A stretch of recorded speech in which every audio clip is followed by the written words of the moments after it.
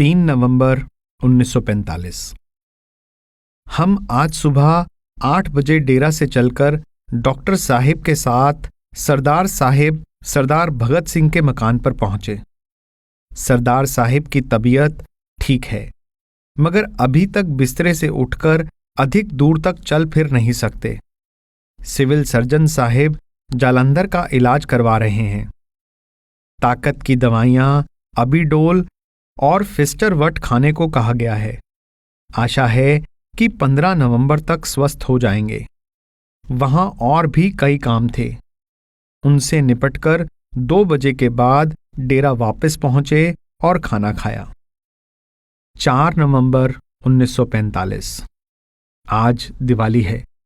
अमृतसर, लाहौर और आसपास के गांवों और शहरों से काफी संगत एकत्रित हो गई है। सुबह 8 बजे सत्संग हुआ। सरदार गुलाब सिंह ने बड़े सत्संग घर के पश्चिम वाले मैदान में सत्संग किया। गुरु का ध्यान कर प्यारे, बिना इसके नहीं छूटना।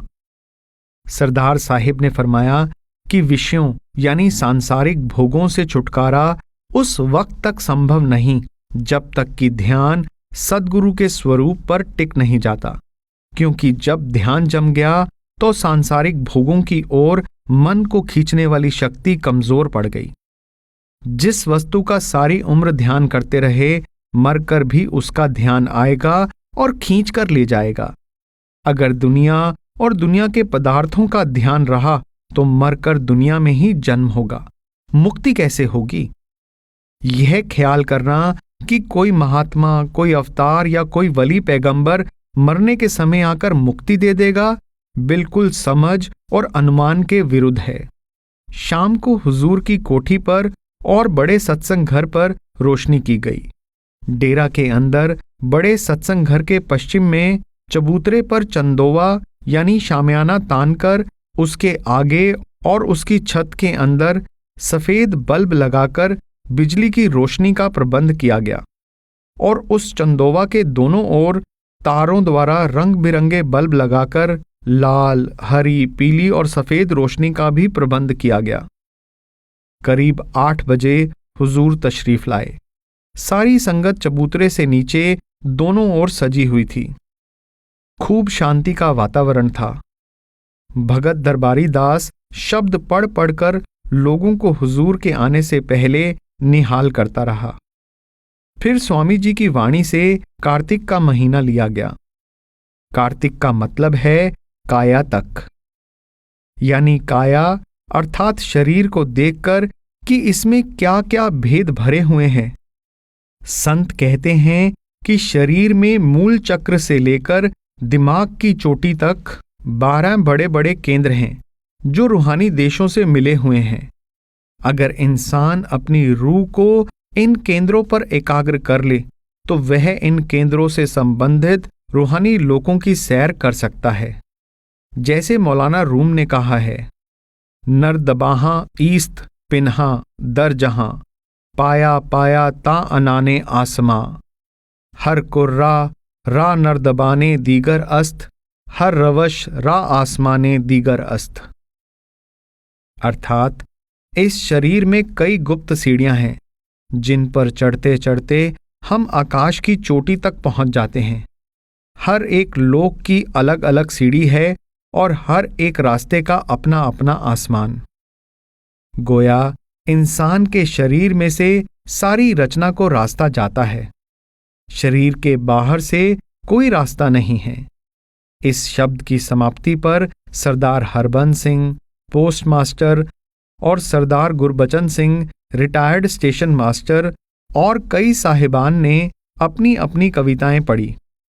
सरदार गुरबचन सिंह श्री गुरु ग्रंथ साहिब से बहुत परिचित हैं और इसलिए उनकी कविताएं 10वें गुरु की शैली की तरह विद्वतापूर्ण होती हैं। कविताओं की समाप्ति के बाद कढ़ा प्रसाद बांटा गया और सभा समाप्त हुई। दूसरे दिन सुबह 10 बजे हुजूर ने डेरा के साधुओं और सेवादारों को मिठाई बांटी।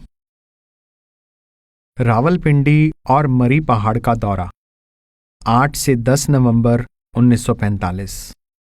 आज दोपहर के 12 बजे के बाद हुजूर कार में रवाना होकर पहले अमृतसर सत्संग घर में आए। वहां से प्लाईमाउथ कार के पुराने टायर ट्यूब दिखाने के लिए कचहरी गए और एक सरदार साहिब को, जो राशनिंग ऑफिसर हैं, टायर ट्यूब दिखाकर वहां से लाहौर को रवाना हो गए। अमृतसर सत्संग घर में केवल एक दो सत्संगी मौजूद थे। किसी को सच्चे पातशाह के आने की खबर ना थी। लाहौर में 3 बजे के करीब पहुंचे तो बेशक वहां काफी भीड़ जमा थी। वहां संगत को कुछ मिनट दर्शन देकर और 1 घंटा आराम करके हुजूर गुमटी बाजार में मिस्टर प्रेमनाथ डेंटिस्ट से दांत बनवाने के लिए गए। वहां उनको 1 घंटे से अधिक समय लगा। हाँ, इतना कहना भूल गया कि सत्संग घर पहुंचने से पहले सीधे माल रोड पर Bahauddin and company Saudagar motor car की दुकान पर गए। कार के दाईं ओर के शीशे में दरारें आ रही थी। नया शीशा लगवाना था, मगर उनकी दुकान तो सरकारी सामान तैयार कर रही थी। इसलिए उनके कहने पर नीले गुंबद में एक शीशे वाले की दुकान पर पहुंचे, मगर उसने कहा कि दूसरे रोज शीशा मिल सकेगा। हमारे पास इतना समय ना था, इसलिए वह काम स्थगित करना पड़ा। दांतों का नाप देकर सीधे सत्संग घर आए। बहुत सारी संगत शाम का सत्संग सुनने के लिए आ रही थी। चुनाचे सत्संग रात तक होता रहा। इसके बाद mister Luther, president PCS association Punjab, तशरीफ ले आए और हुजूर को अपने निवास स्थान जेल रोड पर ले गए। वहां उनके बाल बच्चों को दर्शन देकर रात को 9 बजे के करीब वापस आकर खाना खाया और सो गए। सुबह 8 बजे कार में सामान लादकर पहले नामधारियों की कोठी पर मियां मीर नहर के सामने जेल रोड के पीछे गए, मगर सदगुरु प्रताप सिंह जी इससे पहले लायलपुर जा चुके थे। इसलिए उनके सूबेदार सरदार हरि सिंह को मिलकर हम गुजरांवाला की तरफ रवाना हो गए।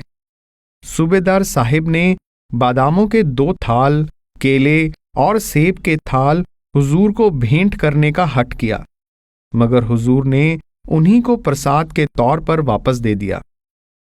मुरीद की, कामोंकी, गुजरांवाला, वजीराबाद तक धान के खेत ही खेत आते हैं, क्योंकि यह जमीन सैलाबी नहर के कारण बहुत अच्छी है।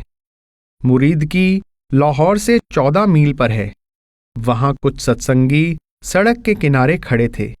उनको दर्शन देकर कामोंकी के सामने सड़क पर सत्संगी एकत्रित थे, जो हमें बाजार में से उस जगह ले गए जहां सत्संग का प्रबंध किया हुआ था। हुजूर को श्री गुरु ग्रंथ साहिब का सत्संग करने पर मजबूर किया। हुजूर ने खूब सत्संग किया, मगर चूंकि लोगों के आने जाने और बच्चों का शोर अधिक था, इसलिए जो लोग सबसे पीछे बैठे थे उनको मेरे ख्याल से अधिक आनंद ना आया होगा, यद्यपि लाउडस्पीकर भी लगे हुए थे। कामोंकी में धान की बड़ी मंडी है। कहते हैं कि चावल यहां से गुजरांवाला की मंडी को भी जाता है। आबादी नई और रौनक वाली है। लोग खुशहाल हैं। वहां से चलकर गुजरांवाला के स्टेशन से 1 मील परे दाएं हाथ को शहरी आबादी के आखिर पर राधा स्वामी सत्संग घर का बोर्ड लगा हुआ था। वहां खुला मैदान था, जिसके आसपास 4 दीवारी थी। यह जगह शहर से कुछ दूरी पर है, इसलिए केवल प्रेमी लोग ही सत्संग सुनने आए थे और केवल तमाशा देखने वाले नहीं आए थे। इसलिए बड़ी शांति से सत्संग हुआ। इस गुफा में अखुट भंडारा लिया गया। संगत की भीड़ कामोंकी जैसी ना थी, मगर जितने थे प्रेम से सुन रहे थे। वहां से सत्संग करके फिर वजीराबाद रेलवे कॉलोनी के पास, जहां लोगों ने शामियाना लगा रखा था, वहां लोगों ने शामियाने में ले जाकर हुजूर पर फूल बरसाए और फूलों के हार पहनाने का प्रयास किया, मगर सच्चे पातशाह ने न माना। वहां सत्संग का प्रबंध ना था। वहां 10 मिनट ठहरकर गुजरात से गुजरकर झेलम आ पहुंचे। झेलम सत्संगर बाकायदा बना हुआ है। वहां संगत तो अधिक ना थी, मगर लोग प्रेमी थे।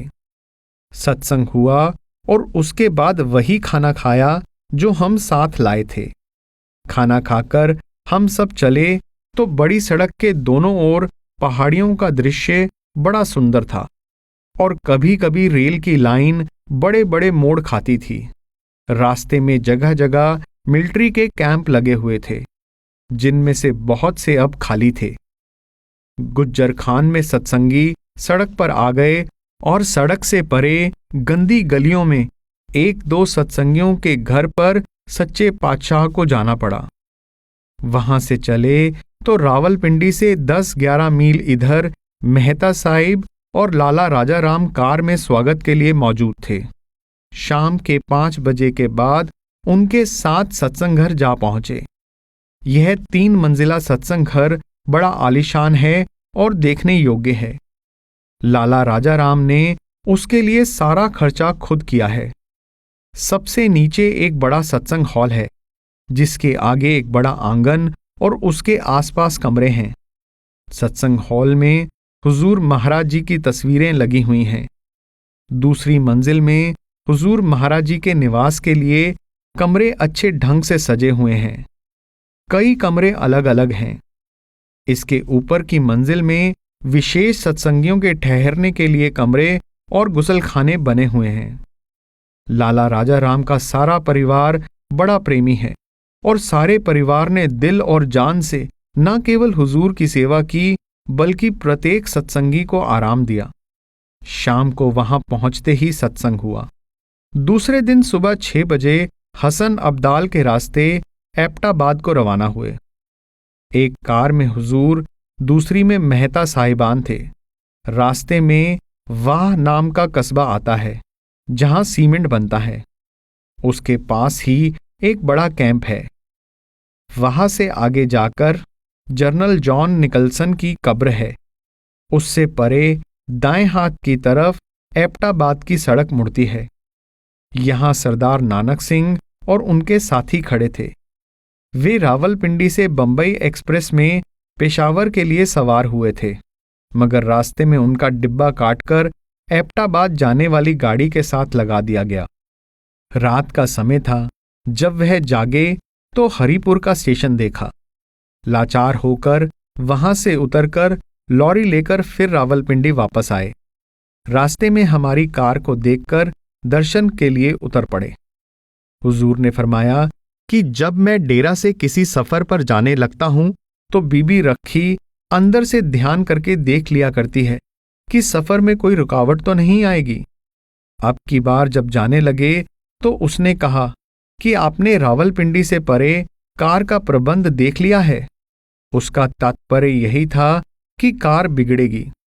चुनाचे वही कार जो हम रावलपिंडी से लाकर रास्ते में छोड़ आए थे, फिर रावलपिंडी से कारीगर बुलाकर मेहता साहिब ने ठीक करवाकर हरिपुर की ओर चलाई, मगर रास्ते में 3 बार बिगड़ी और आखिरकार एबटाबाद से कुछ पहले ही बिल्कुल रुक गई। हरिपुर से पहले दरियाए समरा का पुल आता है। यह पुल अभी थोड़े ही समय पहले बना है। हुजूर ने फरमाया कि जब यह पुल ना था तो बहुत से तांगे यकायक पानी की रौ में बह जाते थे। हरिपुर में कुछ सत्संगी स्त्री पुरुषों ने दर्शन किए।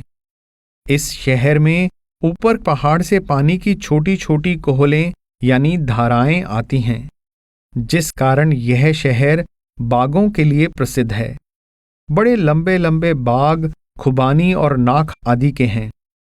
यहां से बहुत सब्जी भी लॉरियों में रावलपिंडी जाती है। आम भी लोगों ने लगाए हुए हैं, मगर यहां के आम मीठे नहीं होते, क्योंकि आम गर्मी से पकता है, जो यहां कम है। उससे परे एक खुश्क नाला आता है। हुजूर ने बताया कि इसको चोरों की कस्सी कहते हैं, क्योंकि पठान लोग यहां से मनुष्यों और मवेशियों को चुराकर इस कस्सी में से अपने इलाके यागस्तान में ले जाते थे। यह कस्सी पहाड़ों में से जाती है। इससे परे दौड़ दरिया आता है, जो दरिया अटक में जा मिलता है। इससे ऊपर कारों को 2 बार पुल पर से गुजरना पड़ता है, यानी 2 पुल हैं, क्योंकि यहां आकर यह दरिया 2 शाखाओं में विभाजित होता है। आजकल तो पानी खुश्क हो रहा है, मगर बरसात में पानी बड़े जोरों से बहता है। हुजूर प्रायः फरमाया करते हैं कि मछली ऊंची धार की आशिक है। दरियाए सिंध की मछलियां दरियाए दौड़ के पुल तक आ जाती हैं। पार ब्रह्म में पहुंचकर रूह की भी ऐसी ही चाल होती है। ऊपर सतलोक से शब्द की धार आती है। रूह उस धार में मछली की तरह चढ़ती चली जाती है। दरियाए दौड़ से आगे गधे की कब्र आती है। इसका हाल हुजूर ने मुझे ऐसे बताया कि अंग्रेजी राज्य से पहले पठानों और सिखों में झगड़ा रहता था। पठान दिन रात लड़ते रहते, रोटी खाने के लिए न घरों को जाते और न घरों से उनको कोई रोटी देने के लिए आता। सिखों ने पता लगाया कि एक गधा उन पठानों ने सधाया यानी प्रशिक्षित किया हुआ था, जो रोटियां उनके घरों से अपनी पीठ पर लाया करता था।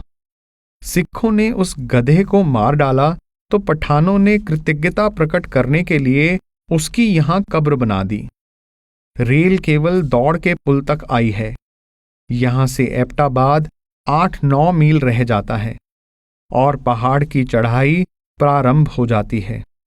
एबटाबाद से कुछ मील पहले कप्तान भटनागर और mister Ram Prakash advocate car से एबटाबाद में स्वागत के लिए उपस्थित हुए। हम पहले तो हजारा बस सर्विस में आए। वहां हमारे आदमी रावलपिंडी से पहुंचे हुए थे। उनको मिलकर संगत को दर्शन देने के लिए कार में कैप्टन बैजनाथ की कोठी पर गए। वहां संगत एकत्रित थी। हमारा सारा सामान और आदमी उनकी कोठी के आंगन में आ गए। डॉक्टर कप्तान साहिब के यहां करीब घंटा भर ठहरे। हजारा बस सर्विस से किराए की कार लेकर कालाबाग नथियागली को चल दिए और हमारे बाकी आदमी और सामान लॉरी में आना था। एबटाबाद से सड़क पहले नीचे नीचे एक नाले के साथ साथ नीची होती चली जाती है। वहां से फिर चढ़ाई शुरू हो जाती है। यह चढ़ाई बड़ी कठिन है। कालाबाग 8000 फुट ऊंचा है और सड़क पक्की नहीं है। रास्ते में आलुओं से लदे खच्चर और लकड़ी से लदी हुई लॉरियां मिलती रही। सड़क तंग है। 2 लॉरियां आमने सामने नहीं गुजर सकती। एक लॉरी किसी चौड़ी जगह पर खड़ी होकर दूसरी को रास्ता देती है। मुझे 2 रात से पूरी नींद नहीं मिली थी। बेबसी में बहुत नींद आती रही। हुजूर ने फरमाया कि एबटाबाद से आगे इस सड़क पर चिनार के पेड़ मैंने ही लगवाए थे। अब ये पेड़ खूब फैल गए हैं। लाल लाल पत्ते आग के शोलों की तरह मालूम होते हैं। मैंने चिनार का पेड़ पहली बार देखा था और अब हजरत ज़ौक का शेर समझ में आ गया। बुझने की दिल की आग नहीं, बाद मर्ग भी होगा दरखत गोर पे मेरी चिनार का। मेहता साहिब ने रास्ते में पहाड़ी दृश्यों की बहुत सी तस्वीरें ली। एक जगह चारों ओर पहाड़ दिखाई देते हैं। बीच में नाला है और नाले के साथ साथ लॉरी का रास्ता है। यहां भी एक फोटो मेहता साहिब ने लिया। टोल की चौकी पर एक बूढ़े मुसलमान ने हुजूर को पहचानकर सलाम किया। हुजूर के पूछने पर उसने बताया कि हुजूर के समय के सब मुसलमान कुली मेट आदि मर चुके हैं। हुजूर को पेंशन लिए 35 वर्ष हो गए हैं। मेहता साहिब ने फरमाया कि कश्मीर में चिनार के पेड़ बहुत होते हैं। यहाँ के लोग चिनार के पत्तों को जलाते हैं और उस राख को कोयले के तौर पर आग तापने की कांगड़ी यानी छोटी सी अंगीठी में भर लेते हैं, तो वह आग सारी रात नहीं बुझती। इसके बाद हमारी कार मिलिट्री के बैरकों के पास आ ठहरी। सर्दी काफी थी। मैं तो रावलपिंडी से ही गर्म पाजामा, गर्म कोट और वास्कट पहनकर आया था, मगर सच्चे पातशाह के पास ठंडा कोट और ठंडा पाजामा था। वहां से हुजूर की कोठी का पैदल रास्ता है और 1 मील के करीब है। बैरकों से हुजूर के ठहरने की जगह दिखाई देती है, मगर रास्ते में खड्डे हैं, इसलिए पहाड़ियों के किनारे किनारे जाना पड़ता है। वहां जाकर कपड़े बदले और खाना खाया। शाम को आधा घंटा सत्संग किया कि रात हो गई और बाहर बैठना कठिन हो गया। लोग अपने अपने घरों को चले गए। कुछ सत्संगी हुजूर के पलंग के आसपास बैठे रहे, इधर उधर की बातें होती रही। मेहता साहिब ने बताया कि वह ऊंचे ऊंचे पहाड़ों तक हो आए हैं। 8,000 फुट की ऊंचाई पर दयार, चीड़, अनंदर यानी फर के पेड़ होते हैं। 10,000 की ऊंचाई से परे केवल भोजपत्र का पेड़ होता है। 13,000 से ऊपर कोई पेड़ नहीं उग सकता, केवल झाड़ियां उगती हैं। ये झाड़ियां हरी भी जल सकती हैं और बकरियों भेड़ों के चरवाहे जो गर्मियों में इतनी ऊंचाई पर बकरियां चराते हैं, इन हरी झाड़ियों को ही जलाकर आग सेकते हैं। इससे परे झाड़ियां भी नहीं होती, केवल बर्फ पड़ती रहती है। जुलाई में जब गर्मी से बर्फ पिघलती है तो नीचे से हरी हरी घास निकल आती है, जिसको चरवाहे बकरियों को खिलाते हैं। जब सर्दी आने लगती है तो ये लोग नीचे चले जाते हैं। हुजूर ने फरमाया कि हमने 10 वर्ष कोहमरी और खैरागली में व्यतीत किए और 7 वर्ष एबटाबाद में काटे। जब हम खैरागली में थे तो हुजूर बाबाजी महाराज वहां हमारे पास तशरीफ लाए थे और यहां कालाबाग के बूढ़ों ने, जो अब चोला छोड़ चुके हैं, उनके दर्शन किए थे। मोक्षपुरी का पहाड़ 10,000 फुट ऊंचा है, जो हमारे निवास स्थान से नजर आ रहा है। उसको देखकर बाबा जी ने फरमाया कि हमने पहले ये पहाड़ देखे हुए हैं। उस समय यहां मैदान ही मैदान था। यह खड्डें अभी नहीं बनी थी। कई युगों से हमारा यही काम रहा है कि इस दुनिया से जीवों को जागृत करके सतलोक ले जाएं। अब हमारा यह काम समाप्त हो चुका है। अब हम इधर नहीं आएंगे। 12 नवंबर 1945 सुबह 9 बजे हमारे निवास स्थान से ऊपर घरों के पास श्री गुरु ग्रंथ साहिब में से मारू राग का शब्द, शरण परे गुरुदेव तुम्हारी, तुम समरथ दयाल मुरारी, लिया गया। मुरारी से तात्पर्य दैत्यों को मारने वाला, अर्थात 5 दोषों काम क्रोध आदि को जीतने वाला है। 4 अग्नि से तात्पर्य 4 खानियां हैं, अंडज, जेरज, स्वेदज और उद्भिज। जैसे स्वामी जी महाराज ने अपनी वाणी में फरमाया है, 4 खान चौपड़ जग रची। जब तक संत सद्गुरु ना मिले यह जीव विभिन्न योनियों में घूमता रहता है। इस पर मौलाना रूम ने भी अपनी मसनवी में लिखा है कि वनस्पति से प्रगति करती करती आत्मा कीड़ों मकोड़ों पशुओं से इंसान की योनि में आती है। आगे जाकर गुरु नानक साहिब ने आत्मा के इंसानी शरीर छोड़ने के बाद की स्थिति का वर्णन किया है।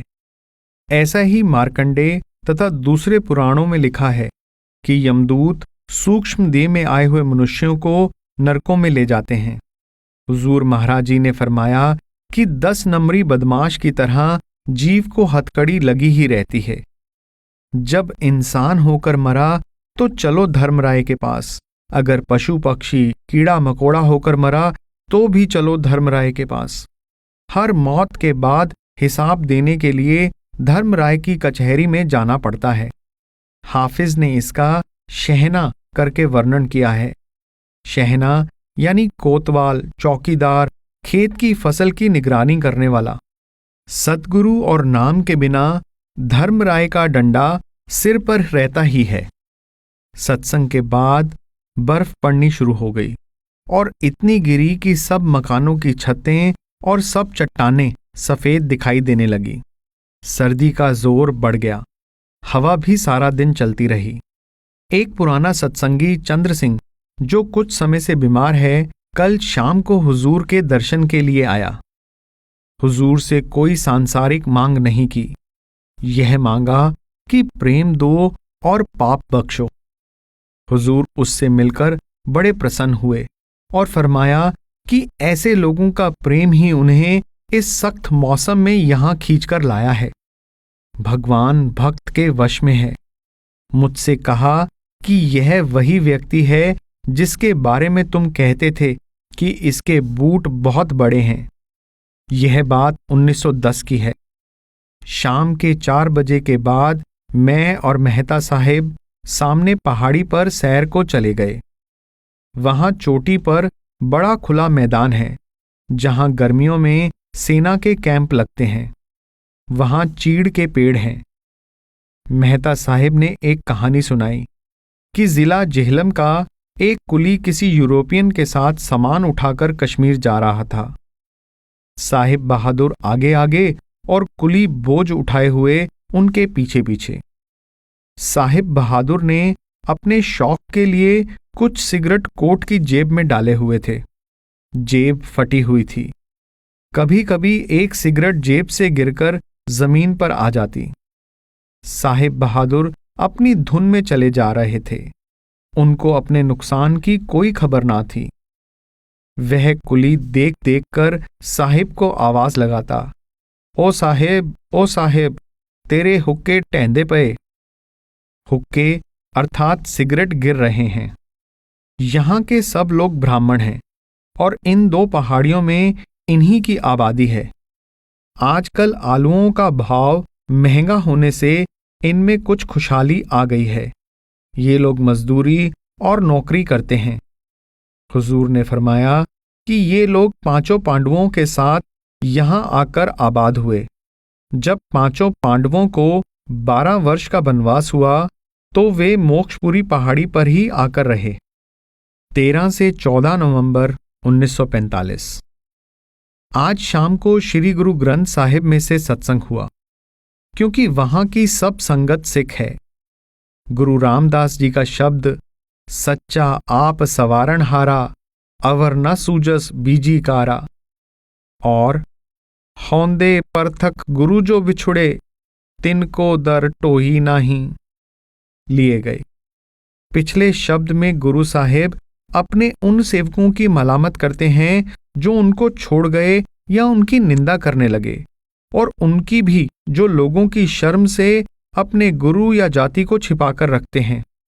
अब भी बहुत से ऐसे सत्संगी हैं जो खुद को सत्संगी या राधा स्वामी कहलाने में शर्म महसूस करते हैं, मानो गुरु छोटा है, दुनिया बड़ी है। ऐसे लोगों को गुरु साहिब ने संतों की संगत के योग्य नहीं माना है। 13 और 14 नवंबर की सुबह को करीब 60 स्त्री पुरुषों को नाम दिया गया। कहा जाता है कि इनमें से एक बीबी को अंतर में सद्गुरु के दर्शन हुए। बहुतों को घंटे की आवाज सुनाई दी और प्रकाश दिखाई दिया, क्योंकि यह लोग सीधे साधे और प्रेमी हैं। 14 नवंबर को नाम देने के बाद 11:30 बजे सत्संग प्रारंभ हुआ। वहां के सत्संगियों में से कईयों ने शिकायत की कि संकीर्ण दृष्टिकोण वाले सिख सत्संगी ऐसा ख्याल करते हैं कि स्वामी जी की सारबचन राधा स्वामी छंदबंद का ऐसा सम्मान नहीं होना चाहिए जैसा श्री गुरु ग्रंथ साहिब का है। हुजूर ने जवाब दिया कि यह भारी भूल है। श्री गुरु ग्रंथ साहिब की वाणी बड़ी कठिन है। जब तक किसी को नाम के भेद का पता ना हो या संत किसी को स्वयं ना समझाएं, वह श्री गुरु ग्रंथ साहिब की वाणी नहीं समझ सकता। मैंने 12 वर्ष की आयु में श्री गुरु ग्रंथ साहिब पढ़ा और सारी उम्र सिंह सभा का सदस्य, सेक्रेटरी या प्रेसिडेंट रहा। मगर जब तक मेरे सद्गुरु ने मुझे श्री गुरु ग्रंथ साहिब की वाणी नहीं समझाई, शब्द और गुरु का भेद मेरी समझ में नहीं आया। स्वामी जी की वाणी श्री गुरु ग्रंथ साहिब की कुंजी है और ऐसी साफ साफ लिखी गई है कि कोई गलती नहीं कर सकता। जबान बड़ी सादी है और रहस्य का स्पष्ट वर्णन किया गया है। मैं प्रत्येक संत की वाणी का एक जैसा आदर करता हूँ। कबीर साहिब की वाणी, पलटू साहिब, दादू साहिब, तुलसी साहिब, मौलाना रूम, ख्वाजा हाफिज, सबकी वाणी के लिए मेरे हृदय में आदर है। तुम सोचो, श्री गुरु ग्रंथ साहिब तो गुरु अर्जन देव ने रचा है। इससे पूर्व 4 गुरु साहिबान किस तरह अपनी मत की शिक्षा देते थे। संतों का जबानी उपदेश भी आदर करने के योग्य है, बल्कि श्री गुरु ग्रंथ साहिब स्वयं फरमाता है कि जुग जुग पीढ़ी चलै सतगुर की। संत प्रत्येक युग में आते रहते हैं। उस वक्त वे श्री गुरु ग्रंथ साहिब में से लोगों को उपदेश नहीं करते होंगे। सत्संग के बाद खाना खाकर और आराम करके शाम के 3 बजे कार में सवार होकर 4:30 बजे एबटाबाद डॉक्टर कप्तान बैजनाथ साहिब की कोठी में आ पहुंचे।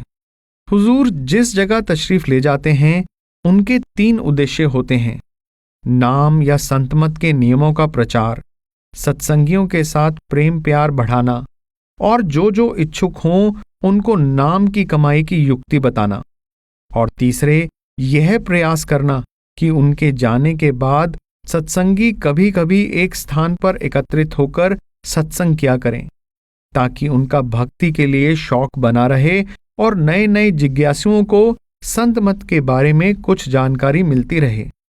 शाम को 5:30 बजे उस कोठी के आंगन में सत्संग हुआ। काया कामण अत सुहालियो फिर वसै जिस नाले शब्द श्री गुरु ग्रंथ साहिब में से लिया गया।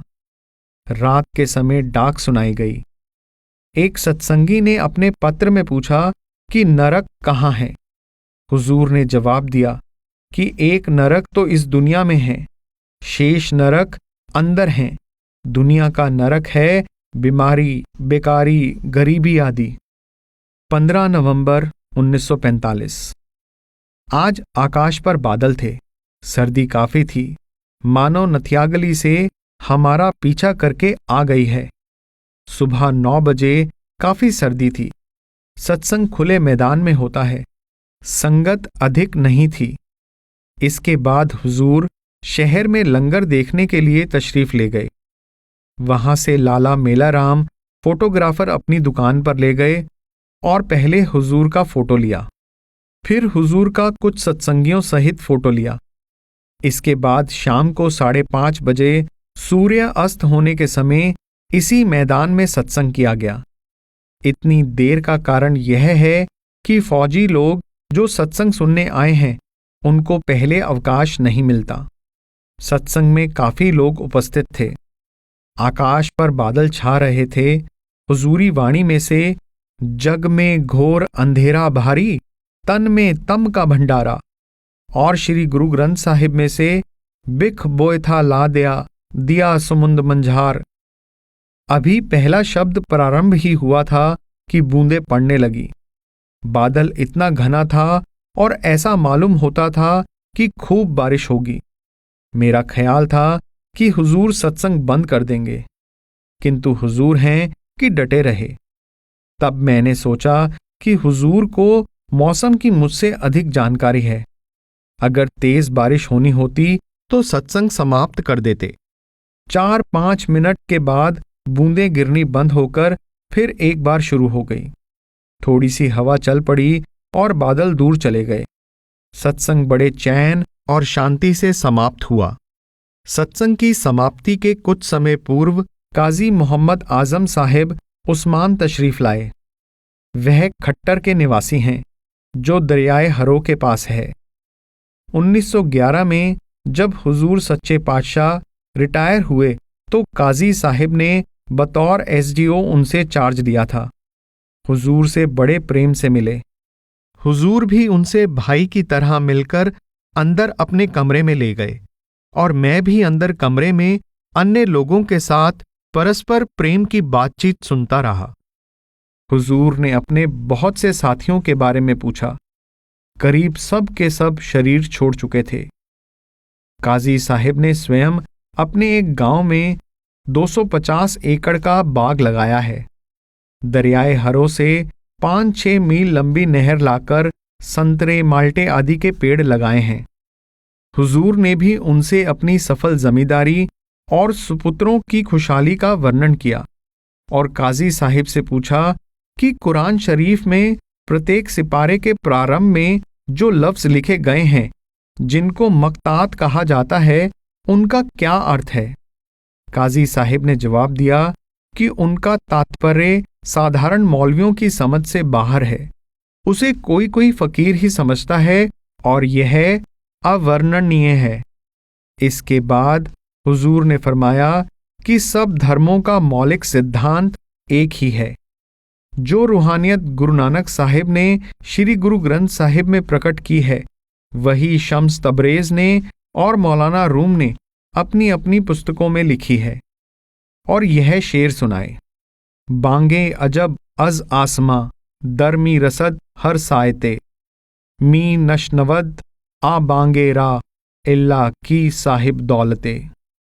और ए सरफरो बुर्द है चौखर जी आबो सब जह पस मचर, यक लहजा दर वाला नगर बाशद की बीनी आयते।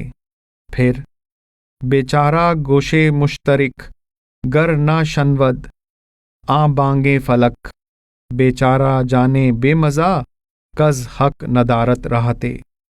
और आखिर ची बाशद गर शबे अज जा बरियारी या रबे, बेरू जही अज गोरे तन आंदर रवि दर साखते।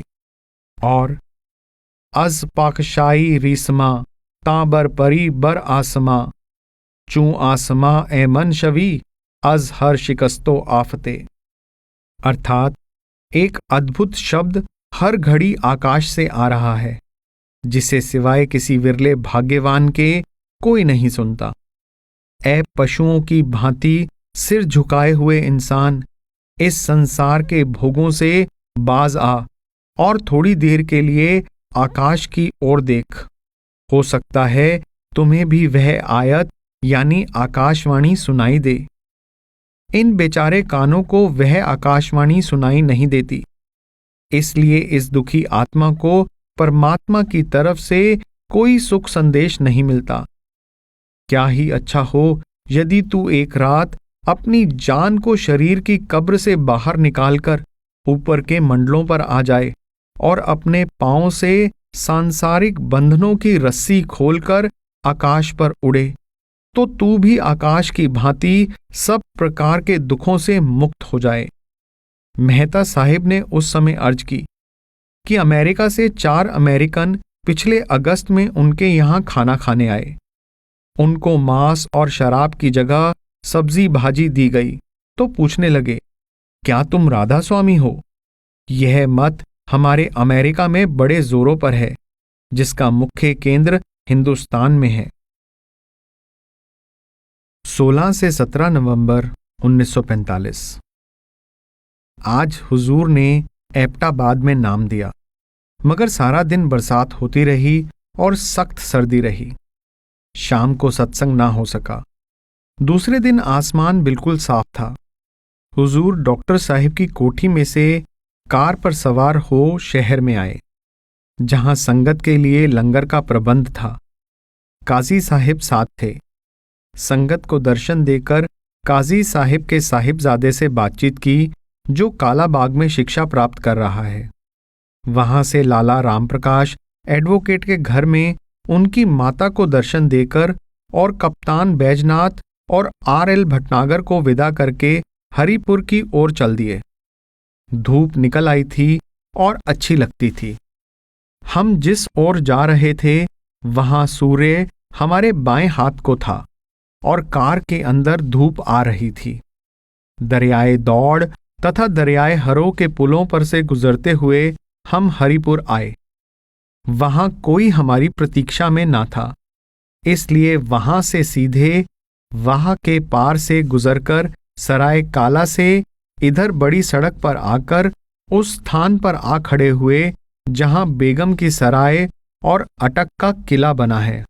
बेगम की सराय शायद मुगल बादशाहों के समय में रौनकदार होगी, अब शिकस्ता यानी टूटी फूटी हालत में है। उसके पास ही दुकानें और मकान मुसलमान बादशाहों के समय के ही हैं। यहां से दरियाए अटक का पुल 2-3 मील पर होगा।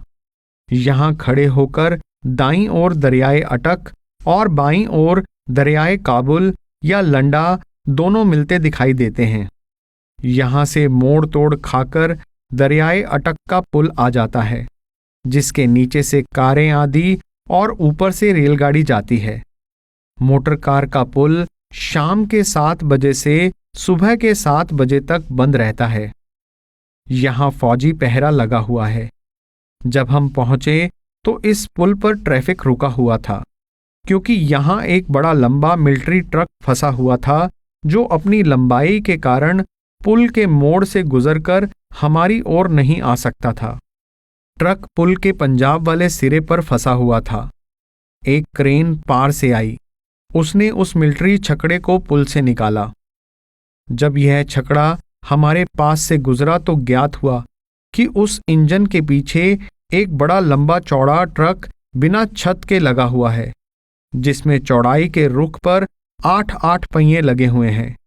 आगे और पीछे दाएं बाएं दोहरे टायर लगे हैं, जिससे पता चलता है कि यह बड़ा भारी बोझ खींच सकता है।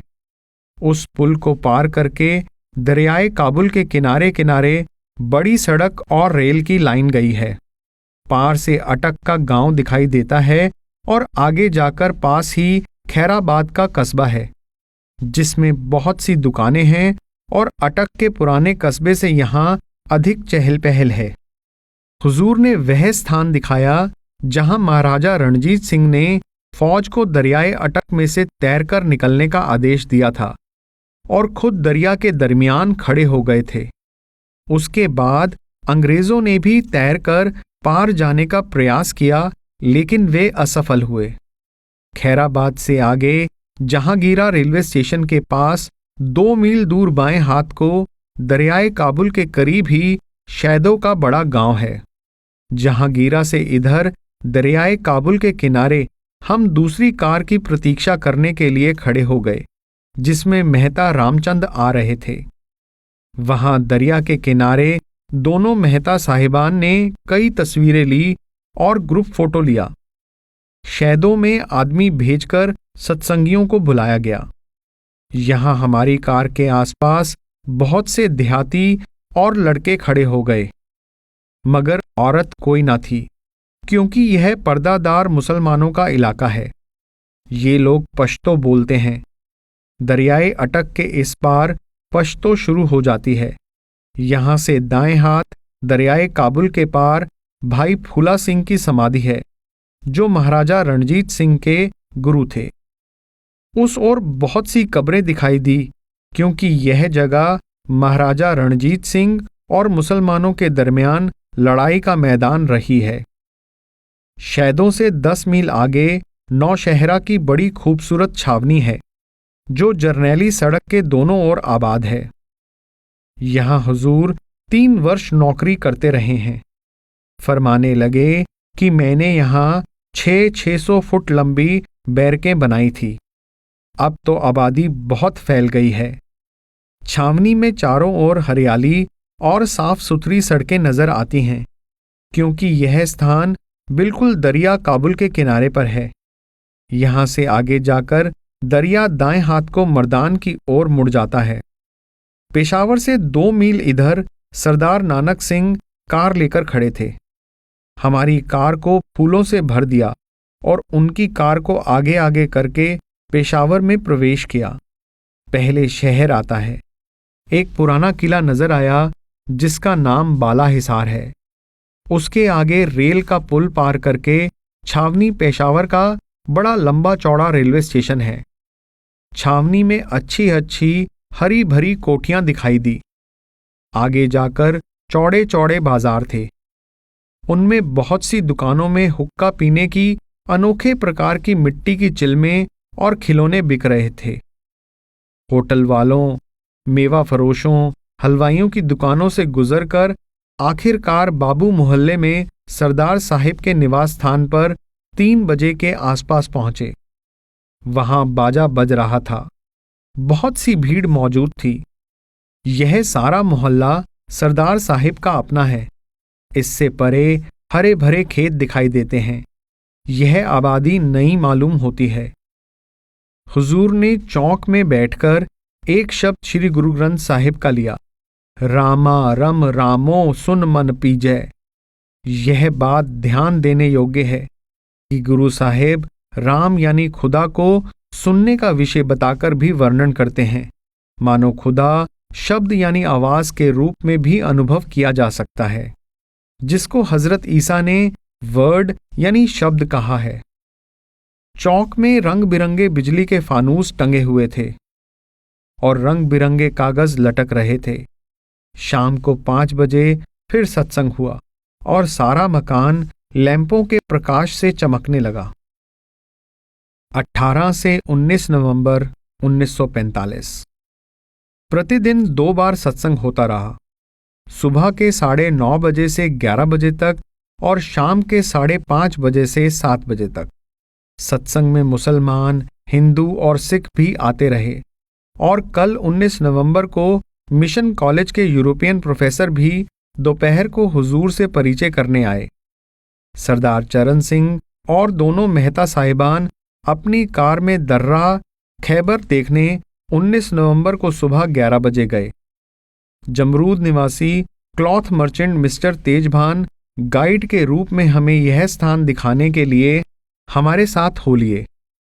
सब अफरीदी और शनवारी लोग दर्रा खैबर के लिए उनसे कंट्रोल का कपड़ा लेते हैं, इसलिए उनकी इस इलाके में बहुत जान पहचान है।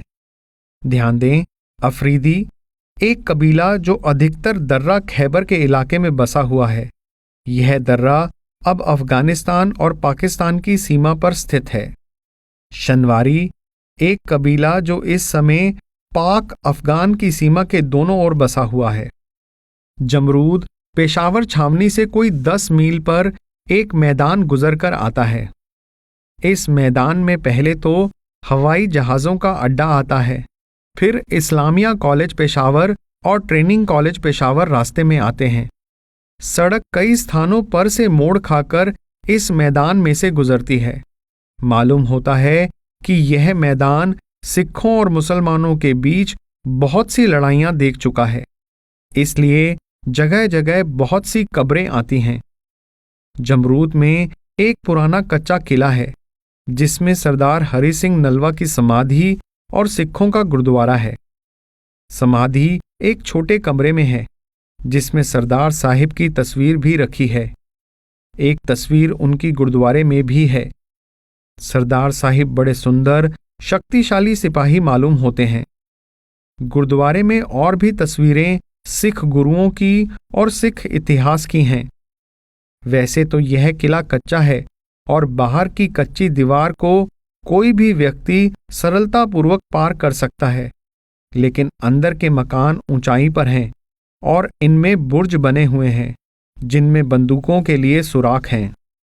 इस किले के बाहर की पक्की सड़क पर जो दर्रा खैबर को जाती है, फौजी पहरा है। पक्की सड़क पर फाटक लगा है और एक लोहे की सांकल से मोटर कार और लॉरियों के आने जाने की रोकथाम की जाती है। प्रति सवारी 1 रुपया टैक्स लेते हैं और बिना इजाजत किसी को जाने नहीं देते। जमरूद में प्रतिदिन मेवे की भरी हुई कई लॉरियां काबुल से आती हैं, जो यहां से करीब 200 मील है। लॉरी वाले कहते हैं कि सारी रात सफर करके जमरूद पहुंचते हैं। यहां पहुंचकर उनकी लॉरी की तलाशी ली जाती है और महसूल भी लगता है। यहां एक पेट्रोल पंप भी है। जमरूद रेलवे स्टेशन भी यहां से पास ही है। जमरूद से 3 सड़कें दर्रा खैबर को जाती हैं। एक तो बहुत बढ़िया पक्की सड़क मोटर कार और लॉरियों की है। दूसरी पक्की सड़क काफिलों के आने जाने के लिए है और तीसरी रेल की पटरी है। रेल की पटरी केवल लंडी कोतल तक ही गई है, जो यहां से 30 मील के करीब है। फाटक में से गुजरकर ऊंचाई आरंभ हो जाती है और सड़क 2 पहाड़ियों के बीच में से जाती है। यह पहाड़ियां नंगी और सूखी हैं। इन पर घास या पेड़ नहीं है और इन पहाड़ियों पर स्थान स्थान पर मिलिट्री के पिकेट लगते हैं और यह सड़क 2 पहाड़ियों के बीच का तंग रास्ता है। जहां रास्ता अधिक चौड़ा है, वहां सीमेंट के छोटे छोटे मुनारे बनाकर रास्ता रोका हुआ है, ताकि काबुल की ओर से दुश्मन के टैंक, लॉरियां तथा फौजें केवल पक्की सड़क पर से ही आ सकें। पक्की सड़क पर ऐसा प्रबंध किया गया है कि उस ओर दोनों तरफ सीमेंट के चौकोर चौखटे आदि बनाकर उनमें लोहे के कुंडे लगाकर रखे हुए हैं। वैसे ही सड़क में लोहे के कुंडे इस तरह से गाड़े हुए हैं कि लॉरी और कार को ऊपर से गुजरने में रुकावट ना हो। खतरे के समय सीमेंट के चौखटे उठाकर कुंडों को सड़क के कुंडों में फंसाकर सड़क पर डाल देते हैं, जिससे सड़क पर आना जाना बंद हो जाता है। इसके अतिरिक्त स्थान स्थान पर पक्के पिकेट बने हुए हैं, जिनमें सैनिक रहते हैं। जमरूद से लेकर लंडी कौतल से परे सरहद अफगानिस्तान तक पहाड़ियों के बीच में से बिल्कुल तंग रास्ता है और यह जगह बहुत बेरौनक और बंजर मालूम होती है। ना कहीं पानी का चश्मा दिखाई देता है और ना ही कोई हरा खेत। अली मस्जिद से परे शागई का पक्का किला दर्रे की रक्षा कर रहा है। उसमें चारों ओर मोर्चे बने हैं। इसके अतिरिक्त बहुत सी पहाड़ियों पर पिकेट लगे हैं और उनके पास कहीं कहीं पानी के नलके हैं। रास्ते में जगह जगह पर कच्चे गांव आते हैं। घरों के चारों ओर कच्ची दीवार आदमी से ऊंची किले की तरह मोटी है और इस दीवार के कोने पर किले जैसा गोल मोर्चा बना होता है, जिसमें सुराख होते हैं और यह मोर्चा प्रायः काफी ऊंचा होता है। इस पर चढ़कर मनुष्य दूर तक देख सकते हैं। कारण यह है कि यहाँ प्रत्येक गांव में कत्ल और फसाद होते रहते हैं और चूंकि यह इलाका अंग्रेजी सरकार की हुकूमत से बाहर है, इसमें ना कोई पुलिस है ना कचहरी। इसलिए प्रत्येक व्यक्ति बंदूक कमर पर बांधकर चलता है। अगर बंदूक ना हो तो उसको डर रहता है कि उसका शत्रु उसको पकड़ लेगा या मार डालेगा। पहाड़ियों में कई स्थानों पर बड़े बड़े सुराख देखने में आए। मालूम हुआ कि कई लोग इन सुराखों में रहते हैं। ईद का दिन था। प्रत्येक गांव के बाहर लड़कियां झूला झूल रही थी। रेलवे लाइन लंडी कोतल से आगे नहीं जाती। इससे कई मील आगे अफगानिस्तान और हिंदुस्तान की सरहद है। दरमियान में लोहे के तार की बाड़ है और लॉरी रोड के सामने फाटक है। इस फाटक पर हिंदुस्तान की ओर खासादार यानी सिपाही बंदूक हाथ में लिए पहरे पर खड़ा रहता है। इसी तरह इस बाड़ से कुछ दूर एक कोठा बना हुआ है। उससे आगे अफगानिस्तान का सिपाही बंदूक लेकर पहरा देता रहता है। कोई आदमी बिना पासपोर्ट ऊपर से गुजरकर नहीं जा सकता। जब अफगानिस्तान से लॉरी या कार आती है तो अंग्रेजी इलाके में उसकी अच्छी तरह तलाशी होती है। लंडी कोतल में एक सराय है जहां काफिले ठहरा करते हैं और एक प्रकार की मंडी है। गुरुद्वारा और मस्जिद भी वहां है। अब चूंकि लॉरियों का जोर है, इसलिए काफिले कम देखने में आते हैं। स्थान स्थान पर सेना के कैंप हैं। सारा इलाका बंजर और सूखा दिखाई देता है। कहीं कहीं औरतें घड़ा सिर पर रखे पानी लेने जाती दिखाई देती हैं। पशु भी यहां अधिक दिखाई नहीं देते हैं। लोग अधिकतर नौकरी करके आजीविका कमाते हैं। यहां सड़कें सीधी नहीं हैं। इनमें बहुत मोड़ तोड़ आते हैं। फिर भी दृश्य देखने योग्य है। यह सारा इलाका भ्रमण के लिए अच्छा है, लेकिन रहने योग्य नहीं। 20 से 21 नवंबर 1945।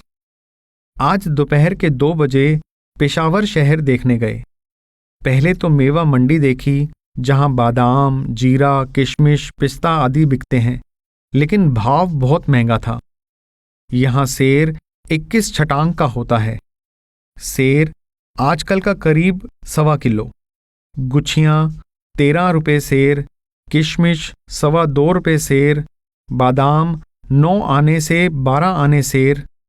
9 आने आजकल के 56 पैसे, 12 आने आजकल के 75 पैसे। आज मिस्टर जिन्नाह का जुलूस निकल रहा था। बाजार लोगों से भरे पड़े थे। मुश्किल से वहां से सील मंडी में गए, जहां गुड़ की मंडी है। गुड़ की शक्ल दूर से अमृतसर की बड़ियों जैसी दिखाई देती है। कोई ढेरी सफेद डलियों की, कोई लाल डलियों की, और भाव 1 रुपये का 1.5 सेर। लोग चाय में गुड़ डालते हैं। वहां से आगे चिलगोजों यानी नेज़ों आदि की और बिसातियों की दुकानें हैं। चिलगोजों को रंग देकर लाल करते हैं और भट्टी में चने की तरह भूनते हैं। चिलगोजा सस्ता है, 4 रुपये सेर। यहां से मोड़ मुड़कर बाजार बजाजा, शरबत फरोशा और बर्तन फरोशा आता है। इसके बाद बाजार जर्नल मर्चेंट्स का आता है, मगर बाजारों में बड़ी भीड़ थी और बाजार गंदे थे। दूसरी बार इस शहर में जाने की इच्छा नहीं रही। इसके मुकाबले में अमृतसर, लाहौर और दिल्ली स्वर्ग मालूम होते हैं। बाबा जागीर सिंह गद्दी नशीन उतमानजई जिला पेशावर की गद्दी के मालिक हैं और सीमा प्रांत के गांवों के लाखों हिंदू उनके सेवक कहलाते हैं। वे स्वयं हुजूर महाराज जी से बहुत प्रेम रखते हैं। वे स्वयं 19 नवंबर को तशरीफ लाए और कहा कि जाते समय शैदो गांव में जहांगिया गांव के पास एक रात रुककर जाएं। चुनाचे 21 नवंबर को हुजूर सारा दिन नाम देते रहे। 21 तारीख की सुबह को हमने बाकी तमाम साथियों को सीधा हजरों लॉरी में रवाना कर दिया। केवल एक पाठी साथ लिया और बाबा जी भी 21 नवंबर को 10 बजे तशरीफ ले आए। उनके साथ शैदों के लिए रवाना हो गए। यह मुसलमान पठानों का गांव है, जिसमें हिंदुओं के केवल 5-6 घर हैं और बाकी मुसलमानों के कोई 1000 घर होंगे। ये हिंदू सत्संगी हैं और बाबा जी के पुराने सेवक। गांव में उनकी कोई खास हस्ती नहीं है। दुकानदारी पर गुजारा करते हैं और हमेशा पठानों से डरते रहते हैं। उन्होंने हमें गुरुद्वारे में ऊपर की मंजिल में ठहराया। वहां का ग्रंथी भी सत्संगी है। वहां शाम को सत्संग से पहले एक सैयद साहिब रिटायर्ड थानेदार हुजूर से मिलने आए। पहले भी जब हुजूर यहां तशरीफ लाते थे तो मिलने आते थे।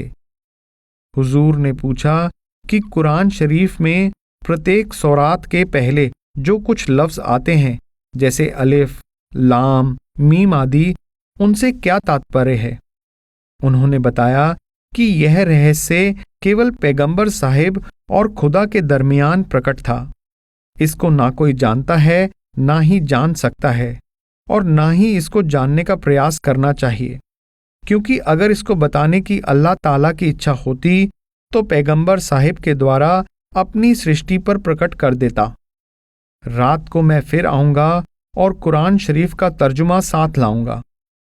इसके बाद शाह साहिब सत्संग में, जो गुरुद्वारा में ही हुआ, तशरीफ लाए। जगजीवन साचा एको दाता श्री गुरु ग्रंथ साहिब में से लिया गया कि कुल रचना का एक ही खुदा है, जो वहदहू ला शरीक है, और जिसे गुरु की सेवा और बांगे आसमानी या कलमाए बातिनी यानी शब्द की सहायता से देखा जा सकता है। रात को शाह साहिब फिर कुरान शरीफ का तर्जुमा लेकर आए और हुजूर को बताया कि अल्लामा मशरिकी साहिब ने एक किताब तज़किरा नाम से लिखी है, जिसमें उन्होंने लिखा है कि जैसे अरब में मोहम्मद अलैहि इस्लाम और यहूदियों के लिए मूसा अलैहि इस्लाम खुदा ने किताब देकर भेजे, इसी प्रकार हिंदुस्तान में कृष्ण अलैहि इस्लाम भेजे। ध्यान दें, अल्लामा मशरिकी 1888 से 1963 गणित तथा राजनीति शास्त्र के एक जाने माने विद्वान, जिन्होंने भारत को अंग्रेजी शासन से स्वतंत्र करवाने के लिए महत्वपूर्ण योगदान दिया। इन्होंने धर्म अथवा मान प्रतिष्ठा की परवाह किए बिना जनसाधारण के सामाजिक उत्थान के लिए खाकसार आंदोलन चलाया। इनकी पुस्तक तज़किरा को नोबेल पुरस्कार के लिए मनोनीत किया गया था, जो कुरान और विज्ञान से संबंधित है। इस पर कई संकीर्ण विचार वाले उल्मा ने विरोध किया, मगर शाह साहिब ने कहा कि मेरे विचार से मशरिकी साहिब सच्चाई पर हैं, क्योंकि खुदा रब्बुल आलमीन है, ना कि रब्बुल मुसलमीन। वह किसी भी कौम को हिदायत के बिना नहीं छोड़ता है। अगर किसी नबी या धर्म पुस्तक के अनुयायी गलतियां करते हैं तो यह उनका अपना दोष है, इसका जिम्मेदार नबी या धर्म पुस्तक नहीं हो सकती। इसके बाद आवागमन के विषय पर बातचीत प्रारंभ हो गई। हुजूर ने बताया कि प्रत्येक धर्म की शरीयत अंधी है। शरीयत क्या है? दुनिया में जीवन व्यतीत करने का ढंग, खुदा का और उसकी रचना का रहस्य तो मार्फत और हकीकत में जाकर ही पता चलता है, और मार्फत और हकीकत प्रत्येक धर्म की एक ही है। शरीयत ने कलमा ए ज़ाहिरी और 5 नमाज ज़ाहिरी वर्णन की हैं, किंतु मार्फत और हकीकत कलमा ए बातिनी को प्रकट करती है, जिसने सारी रचना का निर्माण किया, और 5 नमाज बातिनी का भी। प्रत्येक इंसान के माथे में 5 रूहानी देशों में जो 5 राग हो रहे हैं उसका भी वर्णन किया है। जब हम हू के मुकाम पर जाएंगे तो आवागमन अपनी आंखों से देखेंगे। बाहर वाद विवाद करने से किसी को विश्वास नहीं होगा। शाह साहिब ने कहा कि अगर सजा के तौर पर किसी को जानवर, सांप, बिच्छू या वनस्पति आदि योनियों में भेजा जाता है तो अन्याय है, क्योंकि जब दुनिया में किसी को सजा देते हैं तो सजा भुगतने वाले को पता होता है कि अमुक अपराध के कारण यह सजा भुगत रहा हूं, मगर आवागमन की स्थिति में किसी को यह मालूम नहीं होता कि क्यों मैं इस शरीर में आया। हुजूर ने जवाब दिया कि जब शरीर में भेजने का आदेश होता है तो उस समय रूह को मालूम होता है कि अमुक कर्म के बदले यह शरीर मिल रहा है, मगर यह बात सच्ची है कि इंसान को इस संसार में यह मालूम नहीं कि कौन सा शरीर कौन से अपराध से मिलेगा, या अमुक कर्म करने से अमुक दंड मिलेगा या मिल रहा है। यद्यपि पुराणों में ऐसा लिखा है, मगर यह अपने अपने विश्वास पर निर्भर है। हुजूर ने शम्स तबरेज, मौलाना रूम, गुरु नानक, कबीर साहिब, दादू जी, पलटू जी और अन्य फुकराए कामिल के हवाले देकर बताया कि ये सब लोग 84 को मानते थे। शाह साहिब ने जवाब दिया कि पता नहीं, जब यह कलाम यानी वचन कहा तो लेखक किस रंग में था और उसका उद्देश्य यानी एम और ऑब्जेक्ट क्या था। हुजूर ने फरमाया कि बेशक जिसने चोरी या राहजनी आदि जुर्म नहीं किया वह कह सकता है कि मेरे लिए पुलिस नहीं है। इसी प्रकार अगर कुरान शरीफ में पैगंबर साहिब ने 84 को ना माना तो इसका यह तात्पर्य है कि जो लोग उनके उपदेश पर चलेंगे वे मान लें कि 84 उनके लिए नहीं है, मगर जो इंसान अशरफुल मखलूकात शरीर में हैवानों, दरिंदों और पशुओं जैसे काम करेगा उसको इंसानी शरीर छोड़कर निचली योनियों में क्यों नहीं जाना पड़ेगा। इसमें कोई अन्याय नहीं है। हुजूर ने शेर सिंह सवार और प्रोफेसर लेखराज की 3 वर्ष की लड़की का किस्सा बताया। मैंने भी सुना सुनाया किस्सा लाला गुरदास राम वकील को बताया। उनको आसानी से नजरअंदाज नहीं किया जा सकता, मगर शाह साहिब ने यह जवाब दिया कि अगर 1-2 व्यक्तियों को अपने पूर्व जन्म का स्मरण है तो क्या कारण है कि सबको इसका स्मरण ना रहे। हुजूर ने जवाब दिया कि अगर पूर्व जन्म की स्थिति का स्मरण रहे तो यह संसार उजड़ जाए और कोई यहां ठहरना पसंद ना करे, जो खुदा के उद्देश्य के विरुद्ध है। वास्तव में यह रहस्य बहुत गुप्त है।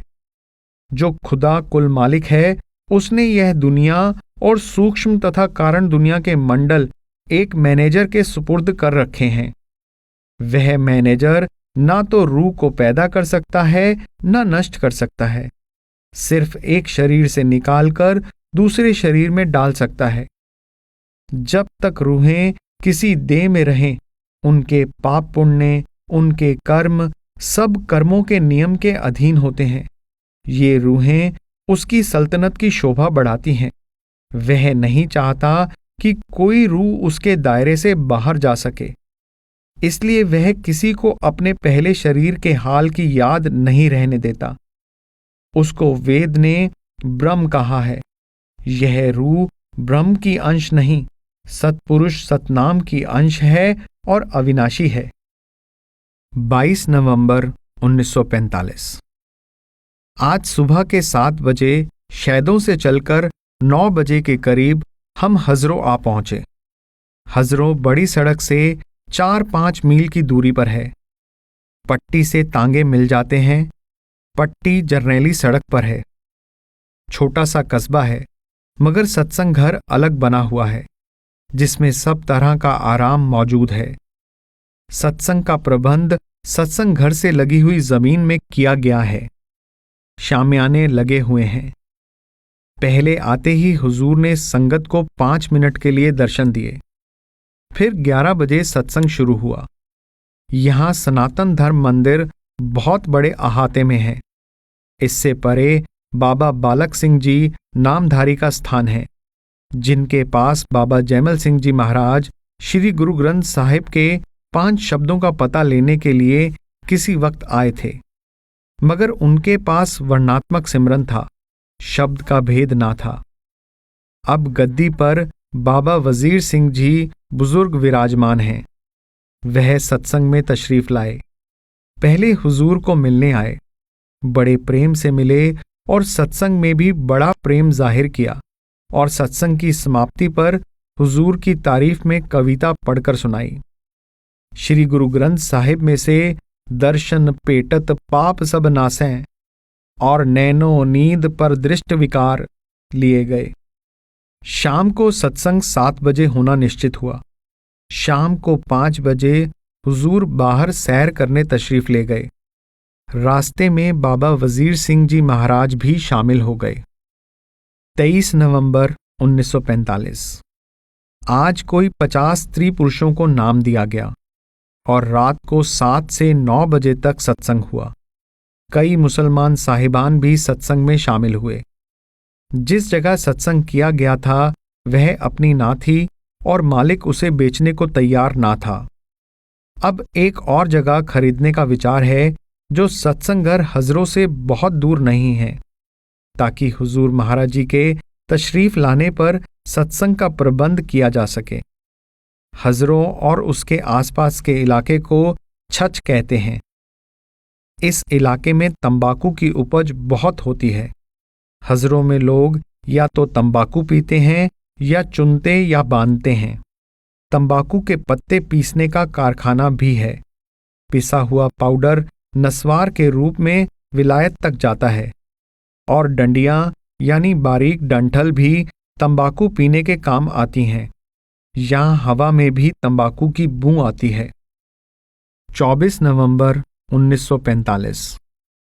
आज शनिवार सुबह के 7:30 बजे चलकर हम रावलपिंडी, जो 45 मील का फासला है, 8:15 बजे आ पहुंचे। सर्दी काफी थी। रामनाथ साहिब मेहता फोटोग्राफर की कोठी नंबर 147 छावनी में है। वहां पर नहाने धोने और चाय का प्रबंध था। वहां से नहा धोकर चाय पीकर गंदा नाला पर सत्संग करने गए। चूंकि लोगों का ख्याल था कि 11 बजे सत्संग नहीं होगा, इसलिए थोड़े से स्त्री पुरुष ही एकत्रित थे। सत्संग शुरू हुआ तो संख्या बढ़ती गई। सत्संग करके फिर मेहता साहिब की कोठी पर आ गए। पिसावा से राव बहादुर साहिब आए हुए थे। वहां से 4 बजे आकर हुजूर ने सत्संग घर में अपने प्राइवेट कमरे में मुलाकात शुरू कर दी और फिर 5 बजे सत्संग शुरू कर दिया। यहां लोगों की इतनी भीड़ रहती है कि सत्संग का हॉल, बाहर का सहन और गैलरियां भी भर जाती हैं। सत्संग घर की बिल्डिंग लाला राजाराम साहिब ने बड़े प्रेम और लागत से बनवाई है और यह देखने योग्य है। 25 नवंबर 1945। आज सुबह मेहता साहिब के यहां से आकर हुजूर ने सत्संग घर में बसेरा कर लिया है। आज 25 की शाम को उम्मीद ना थी कि हुजूर सत्संग कर सकेंगे, क्योंकि उनका गला बहुत खराब हो गया था। मगर फिर भी हुजूर ने श्री गुरु ग्रंथ साहिब में से एक शब्द लेकर सत्संग कर ही दिया। इसके बाद 2 कवियों ने अपनी अपनी कविता सुनाई। हुजूर ने फरमाया कि प्रेम को अपने अंदर हजम करना चाहिए। शेर और शायरी में प्रकट करने से रूहानी ताकत घटती है। आज राव बहादुर साहिब ने मुझे एक पतली सी लाल लाल सी लकड़ी की 1.5 इंच के करीब लंबी और 1 इंच के करीब चौड़ी टुकड़ी दिखाकर कहा कि यह खैर वृक्ष की लकड़ी है, जो दरियाए गंगा के पार जिला बिजनौर के जंगलों में स्वतः पैदा होती है। इसको कुल्हाड़ों से काटकर इस टुकड़ी जितने छोटे छोटे टुकड़े कर लेते हैं और उनको उबालकर उसमें से कत्था निकलता है जो पान में लगता है। यह काम अक्सर नेपाली लोग करते हैं। 26 नवंबर 1945। आज हुजूर के गले को कुछ आराम था।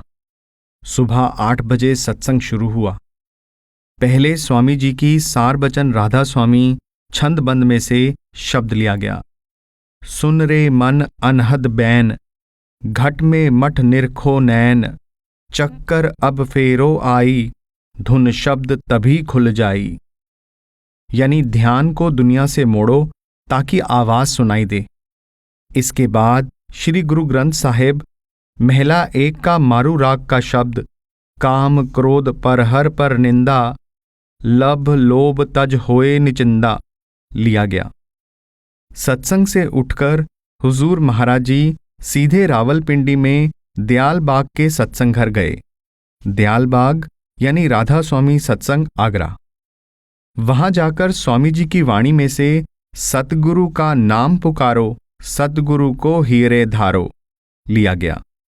हुजूर ने अर्थ किए कि सतगुरु के दिए हुए नाम का सिमरन करके आंखों से नीचे सारे जिस्म को खाली करके ध्यान को तारामंडल, सूरज, चांद से परे ले जाओ जहां सतगुरु बैठे हैं। पहले पहले ऐसा मालूम होता है कि सतगुरु आता है और चला जाता है, मगर सतगुरु तो अडोल खड़ा है, वह नहीं हिलता। हमारा मन कभी नीचे आ जाता है, कभी ऊपर जाता है। आहिस्ता आहिस्ता सतगुरु का स्वरूप ठहरने लगता है। इसके बाद उसको देखते रहो, यहां तक कि यह मालूम हो कि मैं गुरु हूं, अर्थात गुरु में समा जाओ।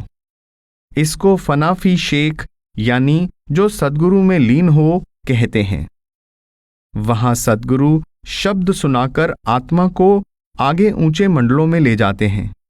इसके बाद बीबियों ने प्रेमवाड़ी में से सावन मास सुहागन आई, अपने पिया संग झूलन धाई शब्द पढ़ा। बाद में दयालबाग के एक सत्संगी ने व्याख्या की कि जब 8 साल पहले हुजूर रावलपिंडी में तशरीफ लाए थे तो अकालियों ने सख्त विरोध किया था। इसके बावजूद हुजूर ने सत्संग को ऐसी तरक्की दी कि अब सब चुप हो गए हैं। हुजूर ने जवाब दिया कि यह मेरी खूबी नहीं, श्री गुरु ग्रंथ साहिब की वाणी की खूबी है, जिसमें सच्ची रूहानियत की तालीम है। फिर प्रसाद बांटा गया।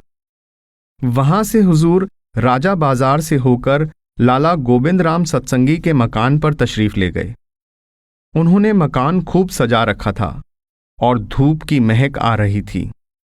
वहां 5-7 मिनट ठहरकर सीधे 16 माल रोड पर मेहता साहिब फोटोग्राफर की दुकान पर गए। लोग कहते हैं कि ऐसा फोटोग्राफी का मुकम्मल सामान दिल्ली, बंबई बल्कि हिंदुस्तान में कहीं भी नहीं। मेहता साहिब के माथत 25-30 आदमी काम कर रहे हैं और कई कमरे हैं। किसी में तस्वीरों को बड़ा करने की मशीनें हैं, किसी में 1000 कैंडल पावर के 5 बल्ब लगे हैं। वहां लगता है कि दिन चढ़ा हुआ है। वहां बिठाकर मेहता साहिब ने हुजूर की तस्वीर ली। फिर डेरा के सत्संगियों का ग्रुप फोटो लिया गया। वहां से मेहता साहिब की ब्रांच दुकान लॉरेंस रोड रावलपिंडी में आए। यह उससे छोटी है। इसमें गुलमर्ग और कश्मीर के इलाके के खूबसूरत नज़ारों के फोटो हैं। वहां से आकर खाना खाया और आराम करके शाम को 6 बजे सत्संग में तशरीफ ले गए। हुजूर फरमाया करते हैं कि मैं बूढ़ा होकर सारा दिन काम करता हूं। आजकल के लड़के 4 घंटे कचहरी में काम करके थक कर लेट जाते हैं। 27 नवंबर 1945। सुबह को 8:30 बजे सत्संग शुरू हुआ। स्वामी जी की वाणी में से मिली नर देह यह तुमको, बनाओ काज कुछ अपना, और गुरु नानक देव जी का मारू राग का शब्द, जह देखा तह दीन दयाला, आए न जाई प्रभ कृपाला। जिया अंदर जुगत समाई, रह्यो निरालम राया, लिया गया। मतलब यह है कि वह खुदाए आलमीन हर एक जीव के अंदर मौजूद है और उससे जुदा भी है। और आगे जाकर कहा, त्रैवर्ताई चौथे कारवासा, काल बिकाल किए एक ग्रासा। हुजूर ने फरमाया कि गुरु साहिब का कहना है कि काल, वक्त या मौत नहीं है। काल वह ताकत है जो त्रिलोकी का प्रबंध कर रही है और यह ताकत सत्पुरुष के अधीन है। अगर वह चाहे तो इसको एक पल में नष्ट कर दे। इस ताकत ने कर्मों का कानून बनाकर त्रिलोकी के सब जीवों को वश में कर रखा है। हिंदू इसको ब्रह्म कहते हैं और मजहबों ने भी इसी ताकत को खुदा माना है।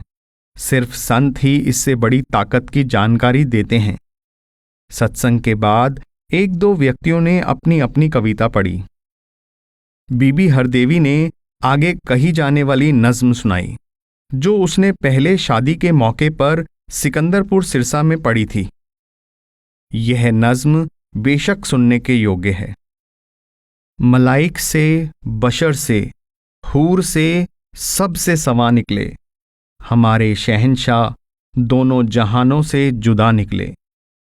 खुली जब आंख तो इंसान के जामे में खुदा निकले।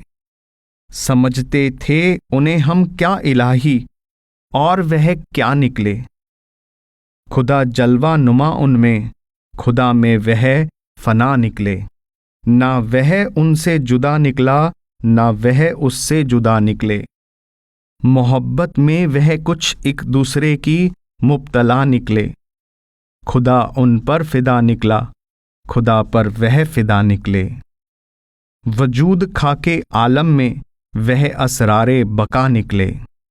इसी कूचा में खुदा खुद इलाही खुद खुदा निकले। चलो दीदार कर लो आज ही सत्संग में उनका, खुदा जाने कयामत कब हो और क्या माजरा निकले। आज 175 स्त्री पुरुषों को नाम दिया गया। उसके बाद 5 बजे सत्संग शुरू हुआ। कबीर साहिब की वाणी में से शब्द कर नैनो दीदार महल में प्यारा है लिया गया। 28 नवंबर 1945। हुजूर सुबह सत्संग करके और खाना खाकर 12 बजे रावलपिंडी से चले।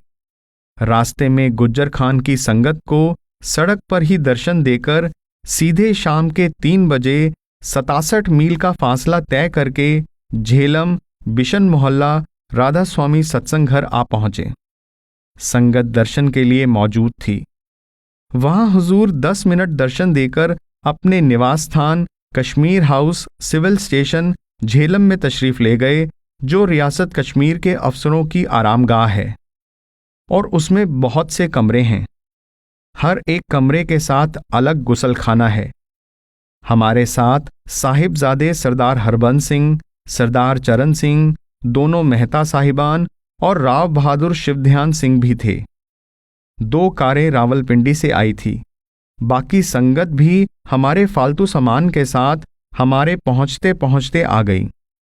हुजूर के लंगर का प्रबंध भी इसी कोठी में था। बाकी संगत का जनरल लंगर बिशन मोहल्ला में ही था और वहां ही ठहरने का प्रबंध था। शाम के 5 बजे सत्संग शुरू हुआ। श्री गुरु ग्रंथ साहिब में से शब्द लिए गए। 29 नवंबर 1945। आज मैं और साहिबजादा हरबंस सिंह जी दोनों सिविल लाइंस में सरदार बहादुर बलवंत सिंह नलवा डिप्टी कमिश्नर साहिब को मिलने गए, क्योंकि सरदार साहिब हमारे पुराने मेहरबान हैं। इसके बाद मेहता रामनाथ जी के साथ दरियाए झेलम के किनारे धूप में सैर करके बड़ा आनंद आया। वहां से आकर हुजूर लक्कड़ मंडी में सत्संग घर के लिए लकड़ी देखने गए। 2 गड्ढे देवदार की लकड़ी के खरीदे। हुजूर ने फरमाया कि झेलम की मंडी दयार की लकड़ी के लिए सबसे अव्वल नंबर पर है। यह लकड़ी सतलुज दरिया से आती है। ब्यास में लकड़ी अच्छी नहीं होती। लोगों ने बताया कि पोलंदर की या दरियाए कृष्ण गंगा जो झेलम में आकर मिलता है, उसके ऊपर के जंगल की लकड़ी सबसे ज्यादा कीमती है। प्रायः देवदार और कैल की बड़ी बड़ी गेलियां यानी लट्ठे देखने में आई। जब ये पुरानी हो जाती हैं तो ये खोखली हो जाती हैं, जिसको श्लोक कहते हैं। इसको खरीदार पसंद नहीं करते। वहां से आकर फिर शाम को सत्संग से पहले हुजूर महाराज जी दरिया झेलम के किनारे धूप में घूमने तशरीफ ले गए। खूब आनंद आया। उसके बाद 5 बजे सत्संग में तशरीफ ले गए। वहां बड़े मजे का सत्संग हुआ। जग में घोर अंधेरा भारी, तन में तम का भंडारा। फिर श्री गुरु ग्रंथ साहिब में से शब्द बिख बोयथा लादिया लिया गया। हुजूर ने इसकी खूब खोल खोल कर व्याख्या की। संगत बहुत थी। सबने हुजूर का सत्संग खामोशी से सुना। हुजूर ने फरमाया कि हदीस में आया है कि जाहिब उल बकर, दाइमुल खम्र और कातेउल शजर कभी बख्शे नहीं जाएंगे। ध्यान दें, जाइब उल बकर यानी पशुओं को मारने वाला, दाइमुल खम्र यानी सदा शराब के नशे में रहने वाला, कातेउल शजर यानी वृक्ष काटने वाला। 30 नवंबर 1945 सुबह सत्संग में जालंधर से सरदार भगत सिंह का तार मिला कि उनकी हालत बहुत खराब हो गई है और निमोनिया होने का शक भी है। इसलिए सत्संग के बाद उस तार को पढ़कर महाराज जी ने मियाँकोट, गुजरात, वजीराबाद, गुजरावाला और लाहौर के सारे प्रोग्राम कैंसिल कर दिए और सब जगह तारे दे दी और हुक्म दिया कि कल सुबह यहां से रवाना होकर सीधे जालंधर शहर जाएंगे। बीबी रल्ली और रखी, सरदार हरबंस सिंह और राव बहादुर शिव ध्यान सिंह आज ही 3:30 बजे फ्रंटियर मेल से जालंधर रवाना हो गए। बाकी लोग आज रात को 9 बजे की गाड़ी में जा रहे हैं और कुछ कल सुबह 7 बजे की गाड़ी में चले जाएंगे। आज करीब 150 स्त्री पुरुषों को कश्मीर हाउस में ही नाम दिया गया। सारा दिन हुजूर ने सिर्फ दूध पर गुजारा किया। नाम देकर 4 बजे स्नान किया और फिर 5 बजे शहर में सत्संग करने चले गए। शायद सिर्फ रात को ही खाना खाएं। सुबह 8 बजे से लेकर रात के 8 बजे तक सारा दिन काम में ही गुजार दिया। ऐसी सख्त मेहनत से हुजूर सत्संग को तरक्की दे रहे हैं। शाम के सत्संग में स्वामी जी की वाणी में से सद्गुरु का नाम पुकारो और श्री गुरु ग्रंथ साहिब में से जह देखा तह दीन दयाला लिए गए और उसके बाद मल्हार की वार का 26वां श्लोक पूरे गुरु की पहचान के बारे में पढ़कर सुनाया गया। फिर तुलसी साहिब की बानी में से दिल का हुजरा साफ कर जाना के आने के लिए लिया गया। उसके बाद प्रसाद बांटकर सत्संग समाप्त हुआ।